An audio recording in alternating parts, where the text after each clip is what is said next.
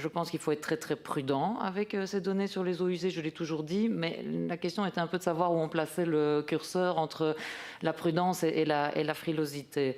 Et moi ici, ma question, c'est de dire, est-ce qu'on ne pourrait pas envisager, est-ce que vous ne pourriez pas relayer cette demande auprès du Codeco, auprès de Cienzano, d'utiliser cette avance que la Wallonie a développée pour faire quelque chose maintenant.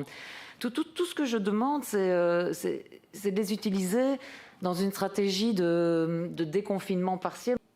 Je ne dis pas, je n'ai jamais dit, et je pense que personne ici n'a dit qu'il fallait maintenant baser toute notre stratégie sur cet indicateur des eaux usées.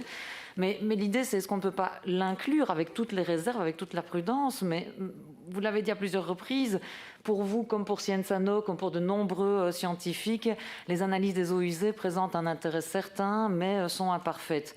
Mais à peu près comme tout ce qu'on a fait dans la gestion de cette crise, j'ai envie de dire, Monsieur le Ministre-Président, il faudrait peut-être le signaler à Cienzano.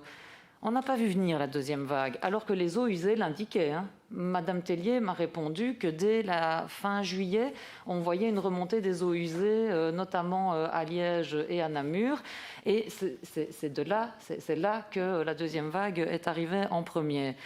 On nous annonçait d'abord des perspectives après Noël si on faisait tous bien des efforts, et puis finalement on nous a dit ah ben non, on nous annonçait le pire avec les variants, et puis finalement ça n'a pas été le cas, ni l'un ni l'autre. On a connu un très très long plateau, et on a aussi connu certainement la période de confinement la plus longue au monde, et pourtant on repart quand même à la hausse maintenant. Alors, sorry, mais non seulement je ne vois plus l'intérêt de la stratégie actuelle, mais elle me semble excessivement imparfaite aussi.